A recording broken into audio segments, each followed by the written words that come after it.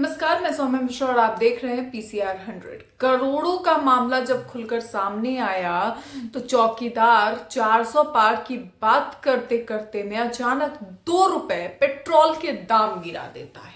जी हाँ, जहां एक तरफ महंगाई की मार पड़ रही थी, जहां एक तरफ सिलेंडर उठाने वाली दुगुने और तीन गुने दाम होने के बावजूद सिलेंडर पर एक शब्द नहीं बोल रही थी, उनके आज हालात ये हैं कि वो एक बार भी ये कहने नहीं आई कि सिलेंडर के 100 रुपए दाम घट गए, क्योंकि उनके पास ये कहने के लिए उन्हें लगा कि वो किस मुंह से कहें। शायद यही कारण है कि स्मृति ईरानी जी आकर ये बात खुद से नहीं कहना चाह रही थी कि 100 रुपए दाम हमारे यहाँ सिलेंडर के सरकार ने गिरा दिए हैं, जबकि बीजेपी ने इसका ढिंडोरा पीट दिया कि 100 रुपए दाम गिराए गए हैं, महिलाओं को तोहफा दिया गया है। किस तरह का तोहफा है ये, जहां पर 100 रुपए दाम घटा दिए गए हैं मात्र।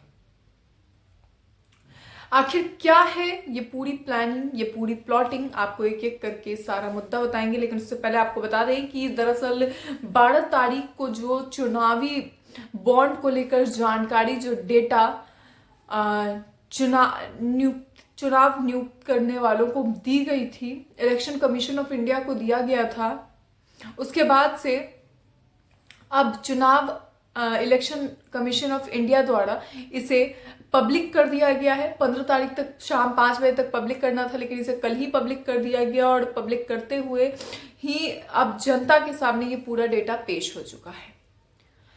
लगभग कई कंपनियां हैं जिन्होंने करोड़ों के बॉन्ड्स खरीदे हैं और दिए हैं पार्टियों को।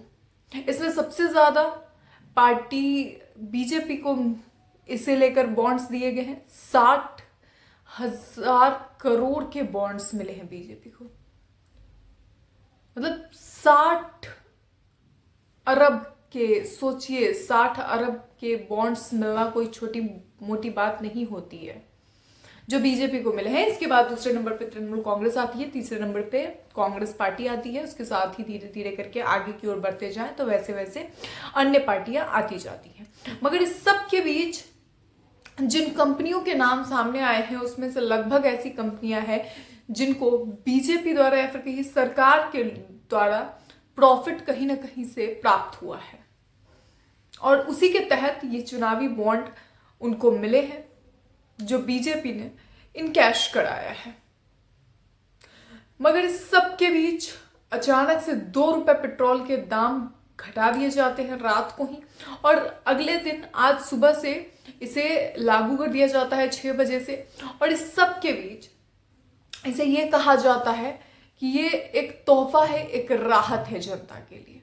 किस तरीके से 2 रुपए पेट्रोल कमना राहत हो सकता है? क्या सरकार इस बात को एक्सप्लेन करके बता सकती है, समझा सकती है जनता को कि 2 रुपए पेट्रोल, जब आप किसी चीज की कीमत 10 रुपए बढ़ाते हैं और अचानक से कहें कि हमने 2 रुपए कम कर दिया और हमने राहत दे दी, क्या यह राहत हो सकती है? क्या जनता इतनी बेवकूफ है कि 400 का सिलेंडर जब 1400 का मिलने लगा तो 100 रुपए कम कर देने पे उसको राहत समझ ले? क्या जब 10-15 रुपए पेट्रोल के दाम बढ़ा दिए जाएं और डीजल के, और उसके बाद उस पर 2 रुपए कम कर दिए जाएं, तो क्या उसे जनता राहत समझने लगेगी? क्या सरकार को लगता है कि इस प्लानिंग के साथ ही 400 पार किए जा सकते हैं? यानी बीजेपी के कार्यकर्ता खुद अपनी पार्टी से परेशान होकर दूसरी पार्टियां ज्वाइन करते रहें, वो खुद अपनी पार्टी के फैसलों को गलत कहते रहे, लेकिन पार्टी क्या करे? पार्टी करे कि 2 रुपए कम करके राहत देने की बात करे जनता को, भले उसके ऊपर 10 रुपए बढ़ा दिए गए हों। इससे पहले 100 रुपए कम करके बड़ा तोहफा महिलाओं के लिए बीजेपी की ओर से। किस लिए? क्योंकि मुद्दों को दबाना है। उस वक्त एसबीआई वाले दिन भी कुछ ऐसा ही हुआ था। एसबीआई ने जब याचिका दाखिल की थी और उसे फटकार लगाते हुए सुप्रीम कोर्ट ने कहा था कि नहीं, इसे जल्द से जल्द रिलीज करना है, और जब डाटा रिलीज किया गया उसी समय एक दूसरी खबर ला दी जाती है कि 100 रुपए सिलेंडर कम कर दिए गए हैं। और पिछले दिनों भी यही हुआ जब इलेक्शन कमीशन ऑफ इंडिया ने पेश किया डाटा, वेबसाइट पर अपने अपलोड किया, तो फिर 2 रुपए पेट्रोल के दाम कम कर दिए गए। महंगाई के मुद्दे इस तरीके से इस्तेमाल में लाए जा रहे हैं, ना कि जनता को किसी तरह का कोई रिलीफ दिया जा रहा है। ये जनता बेहद अच्छी तरह से समझती है और इसीलिए इस बार जनता बहुत सोच समझ के फैसला लेगी। 2024 के चुनाव गंभीर होंगे, बीजेपी के लिए कठिन होंगे। इतना आसान नहीं होगा जितना पिछले 2 बार के चुनावों में जितनी आसानी से बीजेपी ने जीत हासिल की थी, क्योंकि कांग्रेस भी अपना पूरा दम लगा रही है, विपक्ष दम लगा रहा है, जनता सवाल कर रही है। और इस सब के बीच जो जमीनी स्तर पर उतर के प्रत्याशी वोट मांगने जा रहे हैं, उनसे 5 सालों का हिसाब मांग रही है जनता। देखिए कि आखिर 5 सालों का हिसाब क्या मिलता है, या फिर 2 रुपए की जो राहत है वो जनता को नजर आती है। आने वाला वक्त ही इसे बताएगा। लेकिन 2024 के चुनावों के मद्देनजर ये जो लिस्ट जारी की गई है इलेक्टोरल बॉन्ड्स की, वो चुनाव से पहले सरकार के लिए भारी पड़ सकता है और चुनाव में भी भारी पड़ सकता है। इसे आप किस तरह से देखते हैं, अपनी राय कमेंट बॉक्स में जरूर बताएं। ऐसी और खबरों के लिए देखते रहिए PCR 100।